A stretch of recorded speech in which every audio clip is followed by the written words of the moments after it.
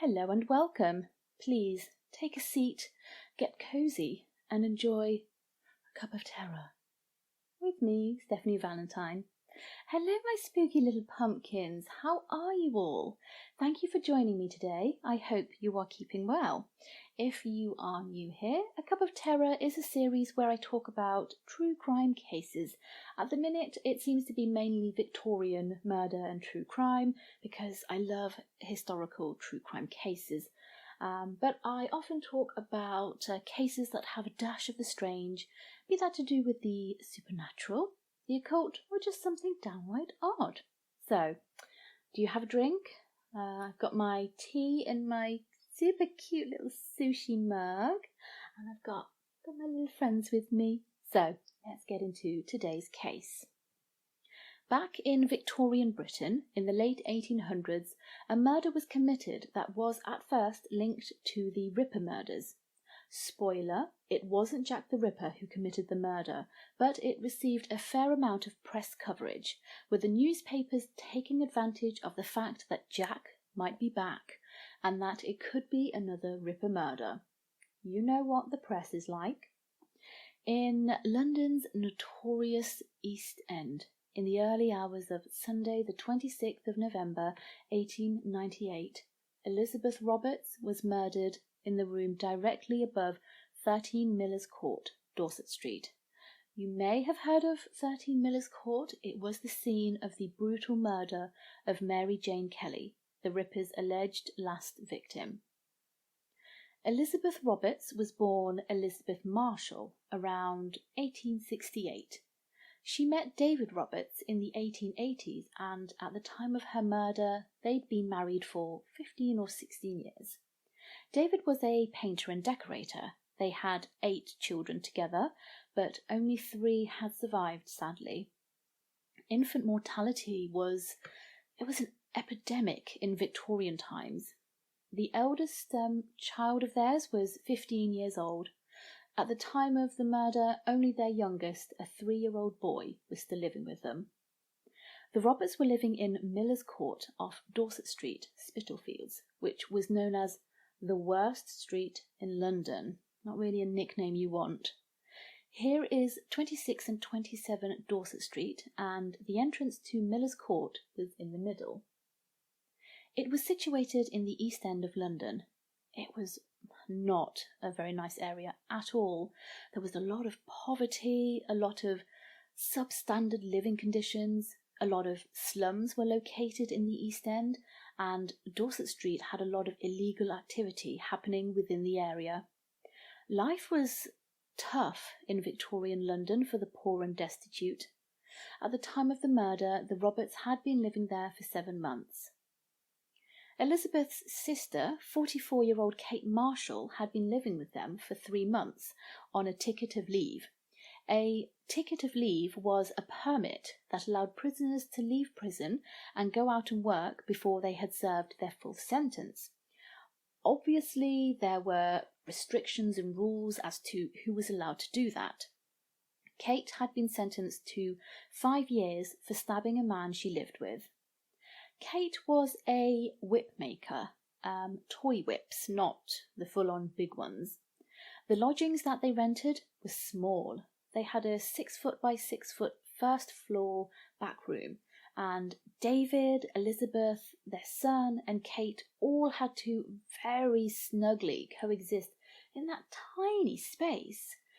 In the slums, the landlords were so greedy, and they would subdivide the houses as much as possible in order to make as much money as possible. So many families would all live and sleep in one small room.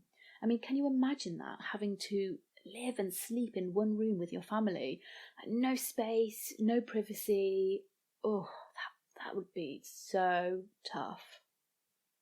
Elizabeth also made whips with Kate, and they both worked from their tiny room. The sisters didn't seem to get on too well, and their neighbour Charles Amory, who lived on that floor, he would often hear arguments between them. David Roberts left work at 7:30 a.m. on the 26th of November 1898. He left his son with his wife and her sister.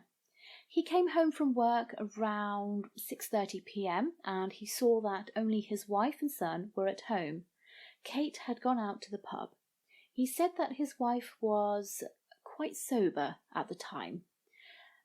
About 45 minutes later, at 7:15 p.m, Elizabeth decided to join her sister at the pub, the Britannia Public House, which was fairly close by. Making a lot of crackling sounds. The two spent the night drinking and they eventually left at 11:45 p.m. They got back home around midnight. Elizabeth and Kate then started arguing, which was pretty normal for them, and they argued about work and the money made from their work. The argument soon turned physical when Kate rushed at Elizabeth and the two of them fell against the table, overturning it before falling onto the bed and then onto the floor. David had to step in and separate the women with a bit of difficulty. David and Elizabeth's son was also in the room and he became very upset at the commotion, so David went to cuddle and console him. The argument didn't stop though, and Kate suddenly lunged forward at Elizabeth, screaming, "You thing! I will give you something for this."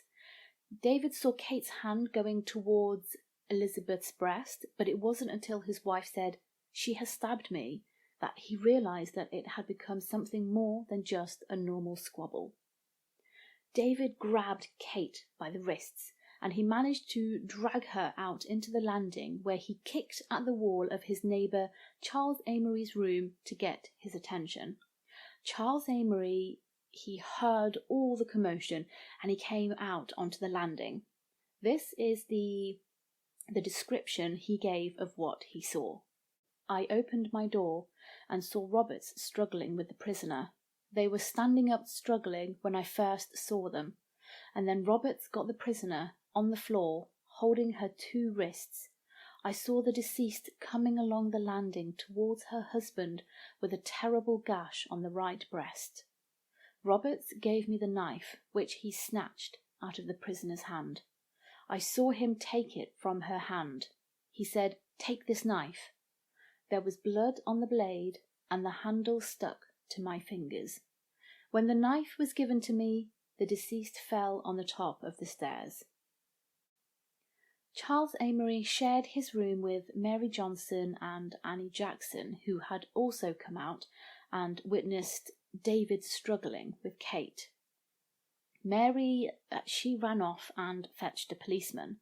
She returned with Police Constable Alfred Fry, but by that point Elizabeth was unconscious on the landing. According to the policeman's later testimony, he said that she was sitting with her feet towards the staircase. She had a large wound over the right breast and a long cut on the left arm. David was still struggling with Kate, who was, according to P.C. Fry, acting like a madwoman, very excited. She tore David's shirt and tried to bite him, and refused to calm down. P.C. Fry blew his whistle for help from another constable, and he instructed him to fetch a doctor. Another constable came to assist, P.C. Randall, who took over with trying to contain Kate's frenzied struggling, and he dragged her down the stairs, at which point her demeanour is said to have changed. Charles Amory, in his later testimony, said that she suddenly seemed to come to her senses and cried out, "Oh God, what have I done, Liz? I must have a kiss before I die." Annie Jackson, who was living with Charles Amory, remembered it slightly different. "Oh my God, what have I done? Let me go back and kiss her. I must have a kiss if I die for it." P.C. Randall, on the other hand, said that she didn't say anything while he was looking after her. Later in her trial, Kate also claimed to have not said anything about a kiss. It does show you how witness statements aren't always the most reliable. People, they remember things differently, and sometimes they might not have even actually witnessed anything. Honestly, the more I read about how unreliable witness statements are, the more I doubt why we rely on them so much. I mean, of course, they're very helpful sometimes, and sometimes they are the only evidence that they have. But it kind of weirds me out that we rely so much on people's sometimes very iffy memories in the hopes that they've remembered it correctly. Do you know what I mean? I'm probably not making any sense at all. Dr. David Hume was at the scene by 12:20 a.m. Elizabeth was carried to Charles Amory's room, and Dr. Hume tried to revive her with brandy, but sadly she died a few minutes later. He saw Kate at the police station about an hour later and said that she was under the influence of drink. David, he said, who he had seen at the scene of the crime, seemed completely sober. Kate was taken to the police station, and around 4:30 a.m. that morning, Kate Marshall was formally charged with the willful murder of her sister, Elizabeth Roberts. In response to the charge of willful murder, she said, "I hear I am innocent." Kate's trial began on the 9th of January 1899 at the Old Bailey. She denied stabbing her sister and claimed that the murderer was in fact her brother-in-law, David Roberts. David was examined very thoroughly, which he struggled with. He said, "You must make some allowance for a man of no education. Besides, it is a long time ago now. I can't be expected to remember everything." He told the court how Elizabeth and Kate used to argue all the time and claimed that Kate threatened to stab him on more than one occasion. David wasn't completely innocent, though. He had hit her on the head with a poker when he was drunk one night. That was about a month before the murder. But he insisted that they hadn't argued or quarrelled since then, and he also insisted that he wasn't drunk that night, and that he'd only drank a glass of beer that Elizabeth had given him when she'd returned from the pub. The doctor, remember, stated that David seemed sober that night, and Charles Amory and the other lodgers, they also corroborated David's version of events as much as they witnessed anyway. Kate's version of events was a little different. She claimed that David came home early from work that day, around 1 p.m, and that he had given Elizabeth a measly sum of 6pence to get dinner for all four of them. Elizabeth questioned him as to what she could get with such a small amount of money, when he apparently replied with, "I will tell you what you will do with it if I send you back to the hospital with the other side of your head," and that he was going to hit her with a piece of bent iron. Elizabeth went out and bought some alcohol with the money as dinner for David. At 7 p.m, Elizabeth and Kate left to sell whips and ended up in the pub. They did leave the pub around 11:45 and got home around midnight. They were afraid to go back, though, for fear of David being drunk and in a violent mood. David refuted those claims. He swore that he didn't give Elizabeth 6pence to get dinner. He swore that they didn't argue about money. Also, their neighbour Charles Amory testified that he was at home that day from around 1:15 p.m. until about 3:15 p.m, and he didn't see or hear anything of David during that time. Annie, who also lived with Charles, she was also at home in the middle of the day, and she didn't see David come home early either. That's obviously not to say that David couldn't have slipped by without anyone noticing him. When the sisters got back home, David was awake and indeed drunk, according to Kate. He was angry at them and started insulting them, and Elizabeth said something back to him in retaliation. He got even more angry and rushed at them. Kate thought that he was going to attack her, but it was Elizabeth that he stabbed. Elizabeth ran out onto the landing and David ran after her, so Kate ran after him and grabbed him, thinking he was going to catch Elizabeth and continue the attack. She also thought that her sister had gone for the police. David and Kate struggled on the landing, with David overpowering her. She was shocked when David accused her of murdering her sister. She claimed that she was always on good terms with her sister. They didn't really argue much, apparently, only sometimes about the leather that they used for work, but they never seriously quarrelled, that's what she said. She admitted that the murder weapon was her knife, which she and her sister used for work. She also admitted that her and Elizabeth had been drinking nearly all day, but they weren't drunk when they left to sell whips. She also claimed that they were not drunk when they arrived home at midnight, even though they'd continued drinking at the pub. Interestingly, during the trial, she said, "It must have been Roberts who stabbed my sister. Of course I did not touch her, and there was nobody else to do it. I swear I saw him strike her." It kind of makes it sound like she wasn't 100% sure of what happened that night. Maybe she was a lot more drunk than she claimed and not fully aware of what was happening. She also claimed that her and her sister would always talk loudly. Maybe she said that to throw off the claims that they were always arguing, perhaps. As in, they weren't arguing, they were just talking very loudly. And then Kate also claimed that David would never insult his wife loudly. He didn't want the neighbours to know that he mistreated his wife. The prosecution suggested the court hear about Kate's criminal record, which was not good for Kate.